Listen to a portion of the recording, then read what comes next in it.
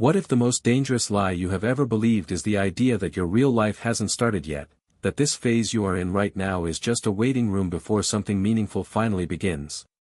You wake up every day, go through the motions, complete tasks, scroll endlessly, make plans, and tell yourself that one day, when the timing is right, when you feel ready, when things calm down, you will finally begin living the life you imagine. You behave as if you have two lives, the one you are tolerating now and the one you promise yourself you will live later. You postpone your dreams with comforting phrases like, next month, after this phase, or, when I have more time, not realizing that time does not pause while you negotiate with it. You know exactly what you should be doing. You have already researched, planned, visualized, and listed every step. You know the workout would help, the project matters, the conversation is overdue, the effort is necessary. Yet when the moment arrives, something invisible pulls you back. You delay. You convince yourself that waiting costs nothing. But every delay quietly takes something from you. A little confidence fades. A little momentum dies. A little belief in yourself erodes. And the most unsettling part is that this doesn't happen dramatically, it happens slowly, invisibly, while you remain convinced that you are still on your way. Days blur into weeks, weeks slip into months, and months quietly harden into years. One day you look around and realize nothing has changed except the weight of regret you didn't notice accumulating. The dreams are still there, but they feel farther away, heavier, harder to touch. You begin to feel tired, not because you are doing too much, but because you are carrying the mental burden of everything you haven't done. Your mind becomes crowded with unfinished intentions and broken promises to yourself. And still, you tell yourself tomorrow will be better. Tomorrow will be easier. Tomorrow you will be different. But tomorrow is the most convincing illusion of all, because it always arrives disguised as today, bringing with it the same habits, the same fears, the same avoidance. The truth is uncomfortable, your life is not waiting to start. It is happening right now, in these ordinary moments you keep dismissing as insignificant. The version of you that takes action is not born in the future, it is created in the present, or not created at all. And every time you delay what you know matters, you are not simply postponing a task, you are slowly teaching yourself that your own intentions do not deserve to be honored. At first, postponement feels harmless, even reasonable. You tell yourself that you are being patient, that you are waiting for better circumstances, more energy, more clarity. Skipping one workout doesn't feel like failure. Delaying one conversation doesn't feel like abandonment. Pushing one task to the next day feels logical, almost responsible. But procrastination is not a single decision, it is a pattern that forms quietly, reinforced each time you choose comfort over commitment. What begins as a small delay slowly rewires your expectations of yourself. Your brain learns that intentions do not require follow-through, that urgency can always be softened, that responsibility can be deferred without consequence. And because nothing collapses immediately, you assume nothing is being lost. Yet loss is happening all the same, just invisibly. Each day you don't act, the neural pathways for avoidance grow stronger, making the next delay easier and the next action harder. Over time, procrastination stops being something you do and becomes the default way you relate to your life. You start feeling busy without being productive, exhausted without having built anything meaningful. Your days fill with motion but not progress. You answer messages, attend meetings, consume content, and tell yourself you are moving forward, while the things that truly matter remain untouched. The most painful part is not that you don't know what to do, it's that you do know, and you repeatedly choose not to do it. That gap between knowing and acting becomes a quiet source of shame. You avoid thinking about it too deeply because awareness hurts. So you distract yourself. You scroll. You watch. You tell yourself you deserve rest, even though the rest never feels restorative. And slowly, a subtle fear emerges, the fear that maybe this is just who you are, someone who starts in their head but never finishes in reality. This fear doesn't shout, it whispers. It shows up as self-doubt, as lowered expectations, as a shrinking belief in your own reliability. You stop trusting yourself with big goals because you haven't kept the small promises. And yet, you continue to believe that one day motivation will arrive like a rescue signal, pulling you out of this loop. But motivation does not visit those who wait, it responds to those who move. The truth is that waiting does not preserve potential, it decays it. Every skill unused dulls. Every dream unworked on loses shape. Every relationship postponed grows colder, not out of malice, but out of neglect. Life does not punish you for procrastinating, it simply moves on without you. And when you finally look up, you may realize that the cost of waiting was not just time, but pieces of yourself that you can never fully recover. There is a quiet philosophy from Japan that exposes this illusion with brutal clarity, a concept called Ichigo Ichie, which means, one time, one meeting. It teaches that every moment, every encounter, every experience happens only once and will never be repeated in exactly the same way. Even if the setting looks identical tomorrow, even if the people are the same, even if the routine feels familiar, the moment itself is gone forever. Time has moved. You have changed. The opportunity has already died and been replaced by something else. This idea was used in traditional tea ceremonies to remind people that they were witnessing something unrepeatable, something worthy of full attention. Now imagine applying that same awareness to your daily life. The workout you skipped today is not waiting for you tomorrow. Tomorrow brings a different workout, a different body, a different level of energy. The conversation you rushed through because you were distracted cannot be replayed, the emotional window of that moment has closed. The effort you delayed does not accumulate interest, it simply disappears. When you understand this, procrastination stops looking harmless and starts looking irreversible. You are no longer saving tasks for later, you are burying moments that will never exist again. And yet, your mind resists this truth because it is uncomfortable. It wants to believe that time is abundant, that chances regenerate endlessly, that people will always be there, that opportunities will patiently wait for your readiness. This belief feels safe, but it is false. Life does not repeat moments, it replaces them. The danger is that you rarely notice this replacement happening. There is no alarm that sounds when a meaningful opportunity passes. There is no notification when a relationship quietly weakens due to absence. There is no visible marker when a year of potential dissolves into memory. Everything looks normal on the surface, which is why it is so easy to keep delaying. But Ichigo Ichie reminds you that the normality of a moment does not make it insignificant. Ordinary moments are the substance of life. They are where habits are built, where trust is formed, where identities are shaped. When you skip them, you are not skipping something small, you are skipping life itself in its most common form.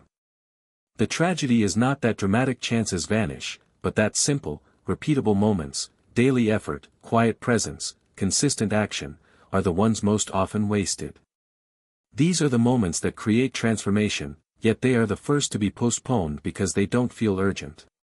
Your brain treats them as optional, replaceable, expendable. But they are none of those things. Each time you choose not to act, not to be present, not to engage fully, you are making a permanent decision, even if it doesn't feel like one. Ichigo Ichie is not a poetic idea meant to inspire gratitude, it is a warning. It tells you that life is not something you step into later. It is something you either inhabit now or lose forever. Once you truly grasp that every moment is a one-time event, postponement becomes much harder to justify, because you realize you are not delaying effort, you are surrendering irreplaceable pieces of your life without even noticing. Understanding this truth is uncomfortable because it forces you to confront how your own mind works against you. Your brain is not designed to prioritize your long-term dreams, it is designed to protect you in the short term. It seeks comfort, safety, and immediate relief from discomfort. When you think about doing something difficult or demanding, your brain does not evaluate the future benefits, it reacts to the present cost. Effort feels heavy. Uncertainty feels threatening. Discomfort feels unnecessary. So your mind offers you an escape that feels reasonable in the moment: rest now, act later. This is why the couch feels more inviting than the workout, why entertainment feels more appealing than creation, why scrolling feels easier than confronting unfinished goals. It is not because you are lazy or incapable, but because your brain is following its oldest programming. The problem is that this programming evolved for survival, not fulfillment. In a world where survival depended on conserving energy, avoiding unnecessary effort made sense. In a modern life where meaning is built through sustained effort, that same instinct quietly sabotages you. The more often you give into it, the more your brain learns that avoidance works. Neural pathways strengthen around comfort-seeking behaviors, and resistance toward effort increases. Over time, starting anything meaningful begins to feel disproportionately hard, even when the task itself is simple. You sit down to work, and suddenly you feel tired. You plan to exercise, and your body feels heavy. You intend to focus, and your attention scatters. None of this is accidental. Your brain has been trained by repetition. Every delay reinforces the belief that action is optional and that relief is always available through distraction. This is why willpower alone fails. Willpower is not a constant force, it is a finite resource that depletes with stress, decision-making, and fatigue. You might feel strong in the morning, determined to change, only to collapse into old habits by evening. This cycle makes you blame yourself, but the issue is not moral weakness, it is strategy. You are trying to fight biology with intention alone. Real change happens when you stop relying on motivation and start designing actions that your brain cannot easily resist. Small actions matter because they bypass the alarm system of your mind. When a task feels overwhelming, your brain activates resistance. When it feels almost too easy to ignore, resistance stays quiet. This is why starting matters more than intensity.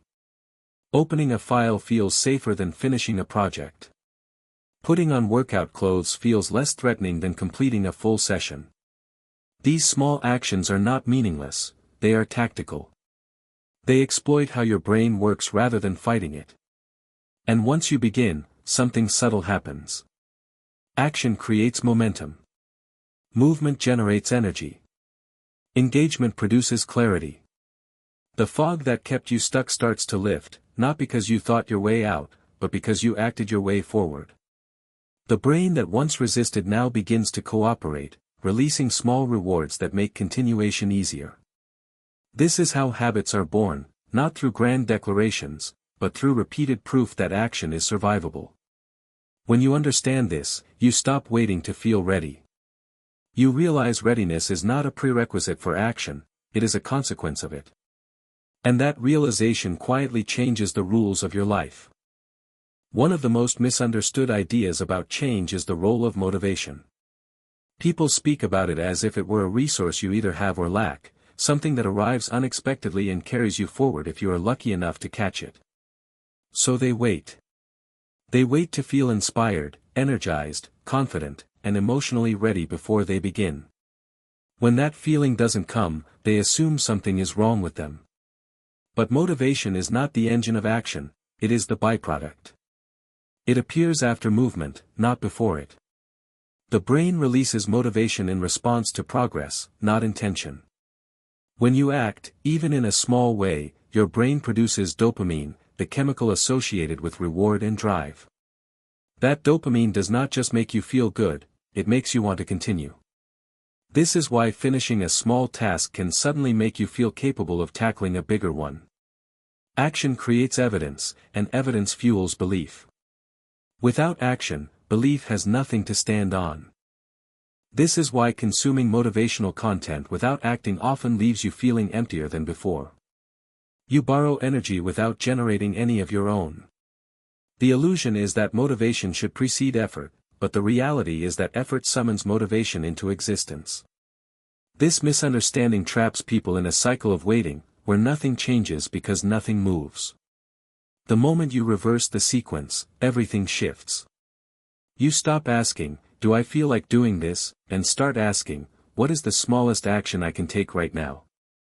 That question removes emotion from the equation and replaces it with agency. It gives you control back. You no longer need to be in the right mood to act, you only need to be willing to begin. And beginning, once again, is what your brain fears least when the task is small enough. Over time, this repeated pattern reshapes your identity.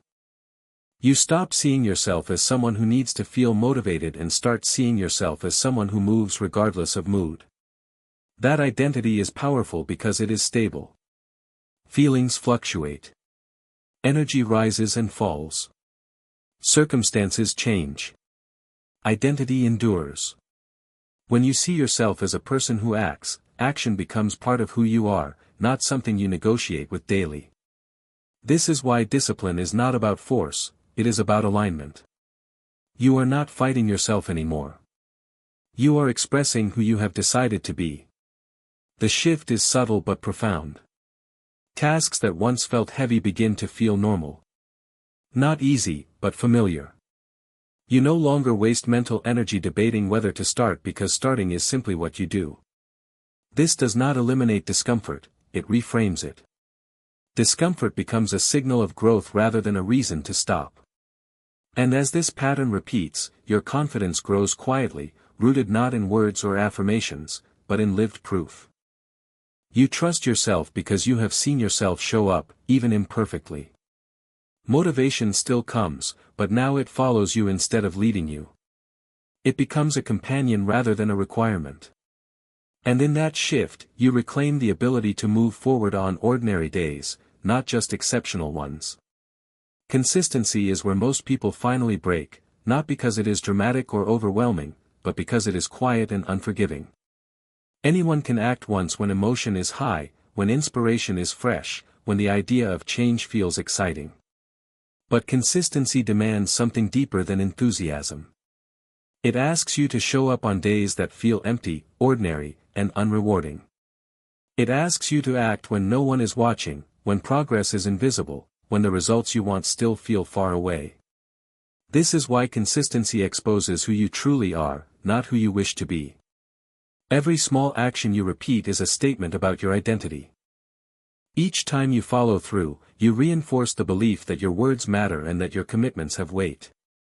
Each time you break a promise to yourself, you weaken that belief, even if you try to ignore it. Over time, these quiet signals accumulate and shape how you see yourself. You begin to trust yourself or doubt yourself based on evidence, not intention. This is why consistency matters more than intensity. Intensity impresses others. Consistency transforms you.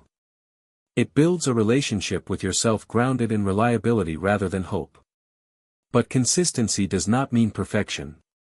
Missing a day does not erase progress, giving up does. The danger lies in turning a single failure into a narrative about who you are. One missed action becomes an excuse to abandon the entire effort. This is the mind's way of escaping discomfort by rewriting the story. But growth does not require a flawless record, it requires resilience.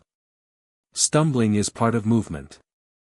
The difference between those who change and those who remain stuck is not the absence of failure, but the speed at which they return to action. One missed day is human. 2 missed days begin to form a habit. Consistency is not about never falling, it is about refusing to stay down. When you understand this, you stop using imperfection as a reason to quit. You stop waiting for clean starts and perfect streaks. You simply return to the practice, again and again, without drama. This creates a powerful form of self-respect. You are no longer punishing yourself for being imperfect, you are honoring yourself for being persistent. Over time, this persistence reshapes your self-image. You become someone who may struggle, but does not disappear. Someone who may fail, but does not abandon themselves. And that identity is transformative. It changes how you approach challenges, relationships, and even your sense of worth. You stop measuring your value by outcomes and start measuring it by engagement. Did you show up? Did you try? Did you return when it was hard? These questions become more important than immediate success. And in answering them with action, day after day, you quietly build a life that moves forward not because it is perfect, but because you are present and unwilling to give up on yourself. Presence is the discipline most people never train, even though it shapes the quality of everything else they do. You can be productive without being present, efficient without being fulfilled, busy without being alive. In a world that constantly pulls your attention forward to what's next or backward to what's already gone, being fully here feels almost unnatural. Your body may be in the room, but your mind is elsewhere, rehearsing conversations, replaying regrets, planning futures that do not yet exist. This fractured attention makes life feel thinner, as if you are always skimming the surface of your own experiences. Moments pass, conversations end, meals are finished, and you struggle to remember how they felt. Presence is not passive awareness, it is an active choice to give your attention to what is in front of you, even when it feels ordinary. Especially when it feels ordinary. Because ordinary moments are where relationships are built and meaning accumulates. When you listen without distraction, you communicate value. When you work without constant interruption, you create depth. When you rest without guilt or avoidance, you actually recover. But presence requires sacrifice. It demands that you let go of the illusion that you can be everywhere at once, that you can do everything simultaneously without cost. Multitasking is not efficiency, it is dilution. Each divided moment is a moment partially lost. Over time, this division creates a sense of emptiness, not because nothing is happening, but because nothing is fully experienced. Being present means accepting the limits of your attention and honoring them. It means choosing one thing and committing to it fully, even if that means leaving other things undone for now. This can feel uncomfortable because it confronts your fear of missing out, your anxiety about falling behind, your belief that worth comes from constant motion. But presence is not stagnation, it is depth. It allows you to extract more meaning from less action. It turns simple interactions into grounding experiences. It transforms routine into ritual. Presence also exposes what you have been avoiding. When distractions fade, unresolved emotions surface. This is why many people unconsciously avoid being present. Silence forces honesty. Yet it is in this honesty that real connection forms, both with others and with yourself. You begin to notice what matters and what doesn't. You become more selective, not out of indifference, but out of respect for your limited time. And this selectivity is liberating. You stop trying to optimize every moment and start inhabiting them. You realize that life does not require your constant management, it requires your attention. When you are present, effort becomes more effective, relationships feel warmer, and even difficulty feels more meaningful because you are actually there to experience it. Presence does not solve all problems, but it changes how you meet them. It anchors you in the only place where action, connection, and change are possible, this moment.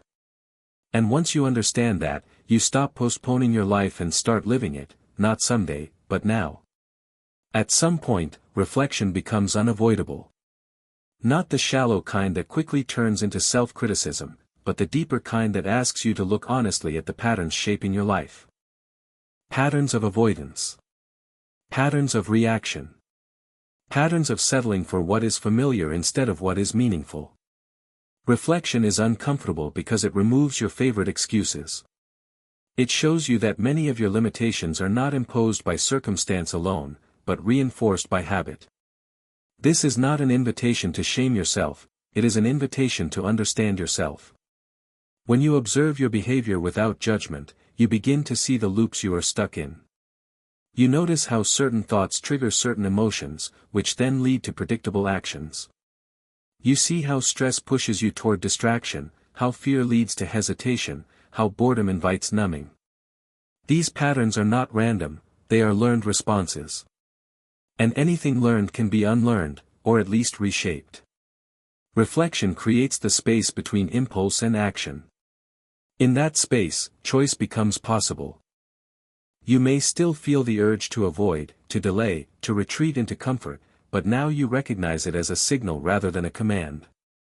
That recognition alone weakens its control. Over time, reflection turns reactions into decisions. You stop being surprised by your own behavior because you understand it. And understanding gives you leverage. You begin to ask better questions, not, what's wrong with me, but, what am I protecting myself from? That question changes everything. It reveals that many self-sabotaging behaviors began as coping mechanisms. They once served a purpose. They helped you survive confusion, disappointment, or uncertainty. Honoring that history allows you to release them without hostility. You are not breaking yourself, you are updating yourself.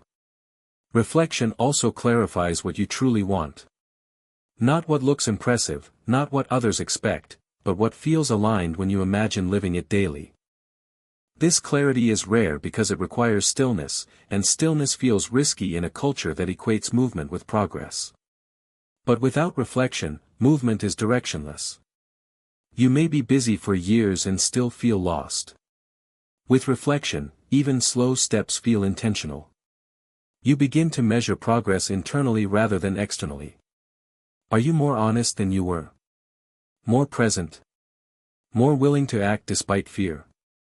These shifts may not attract applause, but they accumulate into a quiet sense of integrity. And integrity is stabilizing. It reduces internal conflict. It allows your actions and values to move in the same direction. Over time, reflection becomes less about analysis and more about alignment. You check in, course correct, and continue. No drama. No self-betrayal. Just ongoing adjustment. Life stops feeling like something that happens to you and starts feeling like something you participate in consciously. Reflection does not guarantee comfort or certainty, but it gives you clarity. And clarity, when paired with action, is one of the most powerful forces for lasting change. Action without reflection is like rowing a boat without a rudder. You move, but you have no control over where you end up. Reflection without action is equally dangerous. It keeps you in endless loops of thought without producing change. True transformation arises when reflection and action work together, each feeding the other. Reflection helps you identify what matters most, and action turns that insight into reality. This is why the smallest step matters more than you realize. It is not the step itself that is transformative, but the fact that you bridge the gap between intention and execution. Every time you act on insight, you build trust with yourself. You demonstrate that your understanding is not theoretical but lived. And that trust is the foundation of self-efficacy, the belief that you can influence outcomes in your life.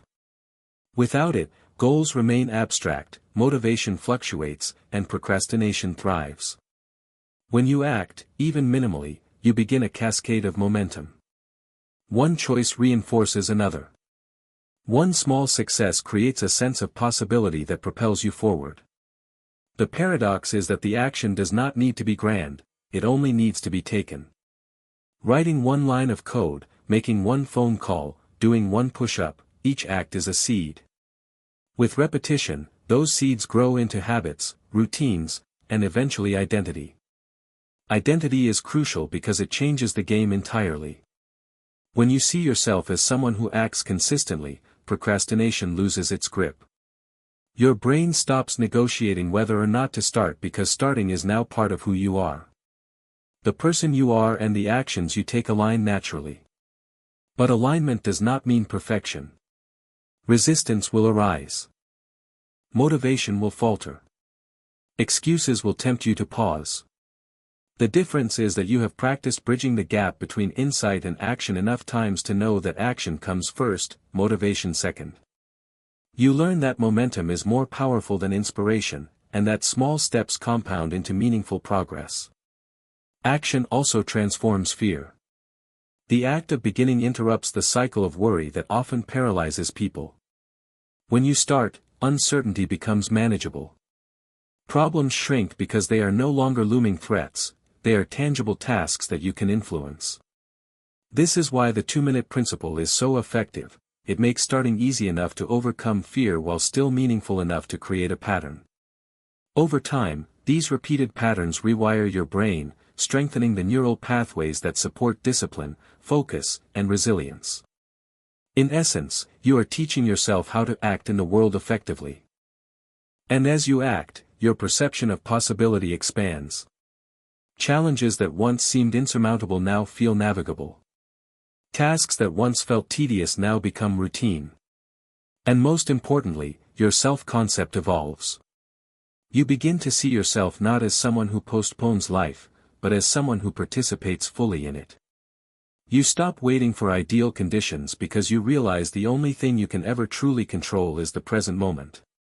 Each act in the present compounds into a life that is intentional, meaningful, and alive. This is how transformation happens, not in bursts of effort, but in consistent, deliberate action, informed by reflection, and guided by presence. It is simple, yet profoundly difficult because it demands honesty, patience, and courage. And those who master this rhythm discover that life's potential is not a distant goal, it is available in every choice made with awareness, however small it may seem.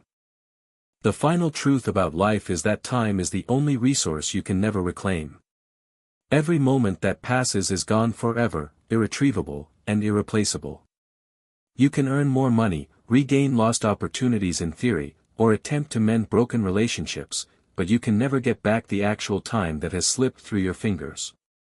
This is what the Japanese call Ichigo Ichie. Each moment is unique and will never come again. It is not just a poetic idea, it is a practical framework for living deliberately. When you understand this, the illusion of infinite tomorrows collapses. You stop thinking that you have time to delay, to procrastinate, to wait for perfect circumstances. Because there is no guarantee of tomorrow.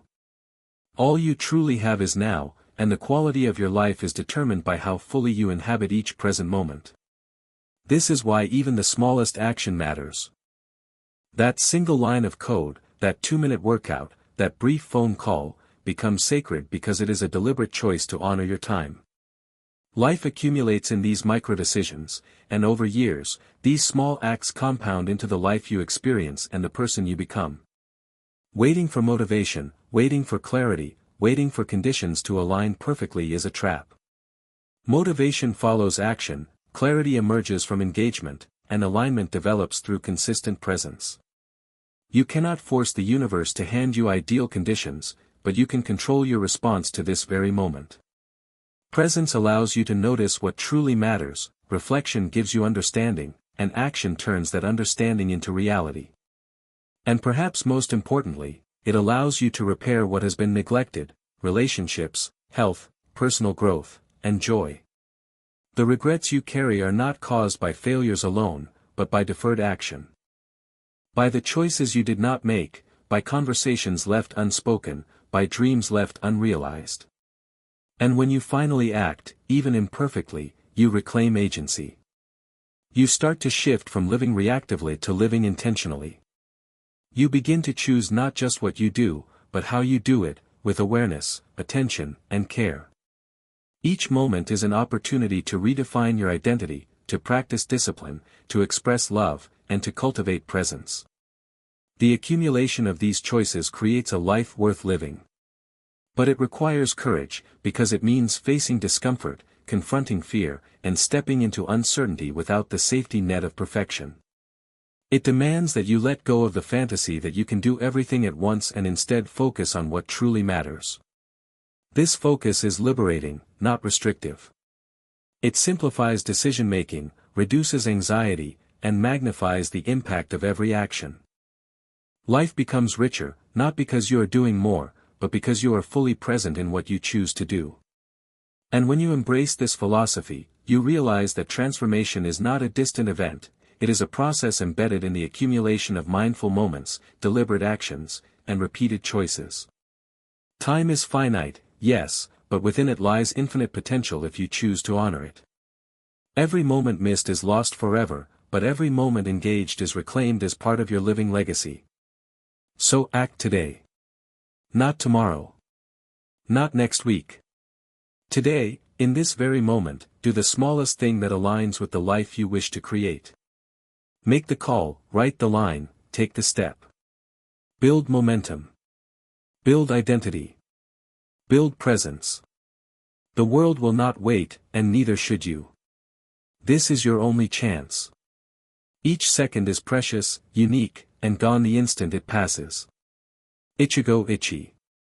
Treat it as sacred, act with intention, and let this awareness guide every choice, every action, and every moment of your life.